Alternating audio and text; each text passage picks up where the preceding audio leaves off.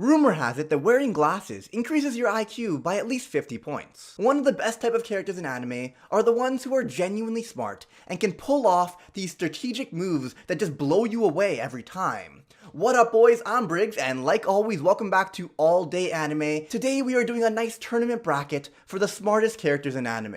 And on that note, here are the matchups for the first round. Light versus L, Shiro versus Lelouch, Shiro versus Shikamaru, and Aizen versus Edward Elric. There are a ton of geniuses in anime, but in the end, there can only be one man or woman left standing in today's epic bracket royale. In the first round, we have Light versus L from Death Note, and anyone who has seen Death Note can attest to how smart these mental chads are. Light Yagami is the smartest high school student in Japan, and he acquires the Death Note, which is a book that if you write someone's name down in it while visualizing their face, they die. And then we have L, who is the greatest detective in the world, and you know I'm serious because I said the world and not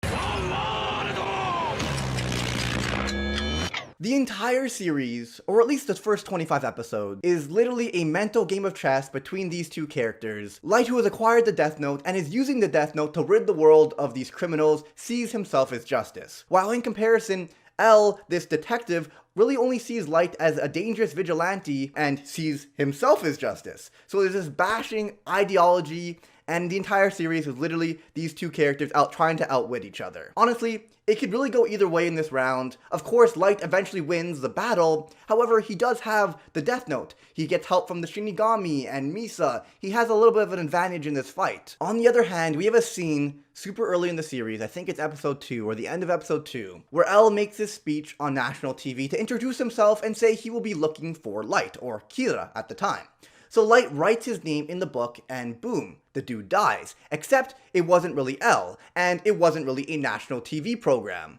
And it was actually only being shown in a small region where, obviously, Light ended up living. And this absolutely blew my mind. I thought it was so genius. From this simple trick, L was able to deduce that Light could kill from a distance, was just a name and a face, that he lived in a specific region in Japan, and he isn't bound by only killing criminals, but rather anyone who stands in his way, and is even able to deduce that he probably is very immature, seeing himself as justice, and anyone that opposes him is therefore a criminal. It was so brilliant, and this one scene alone really puts L above Light for me. Again, this could have went either way, but this is my channel, so I'm going to be giving the W to L. He's moving on to the next round. Let's move on to round 2, Shiro, or Shiroe, versus Lelouch. Shiro was an engineering student who was trapped in a game called Elder Tale. Think of him like Kirito, but with a personality. When he was in his own world, he was an introverted gamer who loved Elder Tale, and knew every corner of the game like the back of his hand. It was more or less what would happen if Tekken was thrown into the world of One Piece. Shiro is able to guide his troops effectively and takes control of every situation he finds himself in. One of my favorite scenes in the anime is when he's involved in trying to unite all the guilds. He invites all the guild leaders to a round table, and when they shoot him down,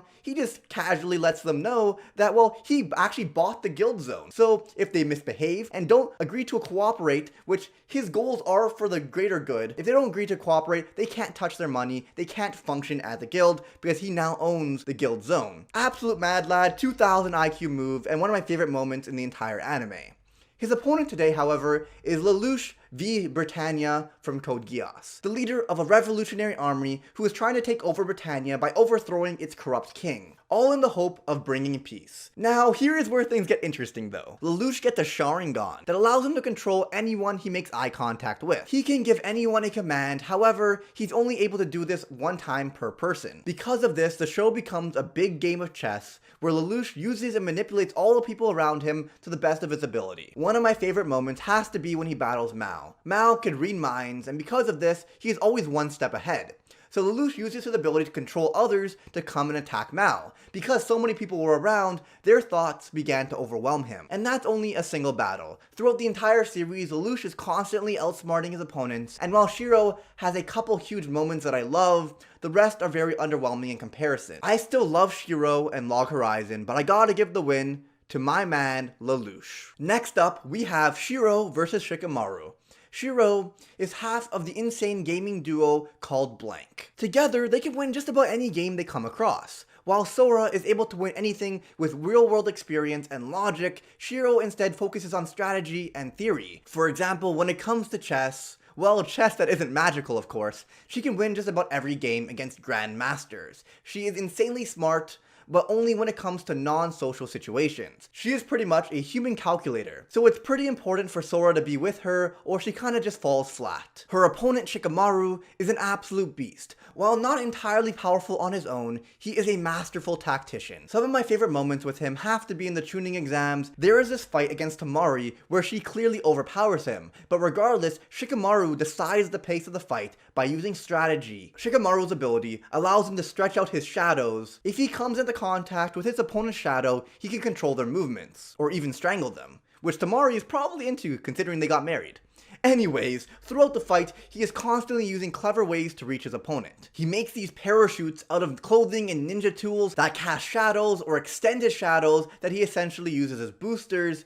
He always delays the match to make the sun cast a bigger shadow in the arena, and finally we find out that all of this is actually a distraction, so he can cast his shadow through a hole in the floor to catch her off guard. He may not have ended up winning the round, but that was mostly because he didn't want to put in more work. He even says that he had the next 200 moves planned out just to flex on her. Shiro is great, but without Sora, she definitely falls short against Shikamaru. Finally, we have Aizen versus Edward Elric. Now, Edward is smart in the scientific sense, completely understanding the world around him to a molecular level, but where his real genius shines through has to be in battle. Edward makes use of everything in his environment while manipulating them to make his circumstances better. Like even when he fought Greed in Brotherhood, Greed explains that he has an impenetrable shield. His skin is so hard that it cannot be pierced, sliced, or even damaged. Ed figures out that he must be hardening the carbon in his skin, so every time Ed touches him from there on, he changes it to be a weaker form of carbon, so eventually he can beat through it, literally turning Greed's biggest strength into his biggest weakness. And his opponent today is Aizen, the man with a chair that is even more powerful than Greed's skin. Now Aizen is such a genius that he planned out this insane scheme to take over the Soul Society. Now in this master plan, he essentially took over the Hollows, defeated nearly all of the captains, including Yamamoto, and naturally also made Ichigo into an unstoppable killing machine that could take him down with no effort. Foolproof. Honestly, Aizen could have won the entire bracket if part of his plan wasn't literally making someone who could shut down his plan. 2000 IQ play, honestly. It's like if you're playing Jenga with someone, you're about to set the tower up for the win, and then you just drop kick the tower for no reason. Like, why is Ichigo part of your plan in the first place? But anyway, Edward moves on. Rather than Edward winning, it's more like Aizen lost this round for himself. Alright, so we have L, Lelouch, Shikimaru, and Edward in the second round. So when it comes to L and Lelouch, I think both are probably some of the smartest characters ever written. L is insane, but at the end of the day, he still lost. Whereas Lelouch only died when he chose to die. And that was just to accommodate his master plan of uniting the world. I think a big part of being smart is being able to trust your instincts and act on them. Light was just under L's nose the whole time, but he was never really able to push on his assumption that Light was Kira. He was always just a little short and a little too unsure to make things happen. Do you know when that ever happens to Lelouch? Never. The only choices he ever struggles with is what to get from Pizza Hut. So Lelouch moves on. On to Shikamaru versus Edward. I think this is an easy Shikamaru win. Yeah, Edward is insanely smart when it comes to chemistry, alchemy, and hand-to-hand fighting, but Shikamaru, I think, is just a more well-rounded genius. He can do all the things Ed can, but he can also lead a team and plan a strategy for a group. He's not just fighting alone, Shikamaru is often leading a whole army, and he is able to because of his strategic genius. So Ed, as usual, comes up short while Shikamaru is looking up at the clouds. And in the finals, we have Shikamaru versus Lelouch, two people who lead armies to save their respective worlds. However, when it comes down to things, I think Lelouch just had more to offer. The incorporation of the Geass and how that added so many levels to storytelling and growth around his character just elevates things so well. Yes, the Geass is a powerful weapon that gives him an advantage, but it's the fact that Lelouch was always the one who had it that made it so great. The day Lelouch received the Geass from the mysterious but unusually hot CC, he didn't just use it, he studied it. Yes, he knew it could control minds, but he went to certain lengths to understand his new weapon. How long will it last? Will it work on the same person twice? How far can he use it? How important is eye contact? Throughout the show, we saw him testing his Geass to unfortunate subjects,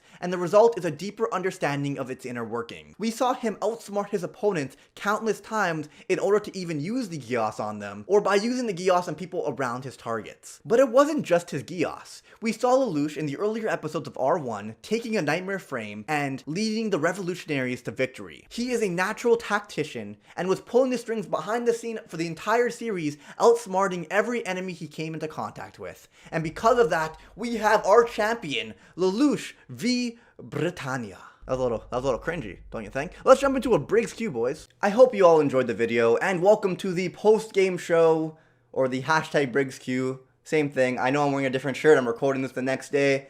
We're going to keep the Briggs Q relatively short today. If you want your questions to be featured in my next video, be sure to comment down below with the hashtag Briggs Q, and it might just be in my next video. I'm still taking these ones off Twitter from the last time, but next time I'm going to do YouTube, so make sure to ask them down below. Anyway, the first question is by Emin Dedic. You ever considered doing workout videos for your Chad viewers? And I've considered it, and I have one plan. My problem is trying to make it like related to anime in a way so it still fits my channel. So the Saitama workout is perfect. It was actually it's kind of inspired by Muden TV's video. You guys should all check him out. He's a great creator.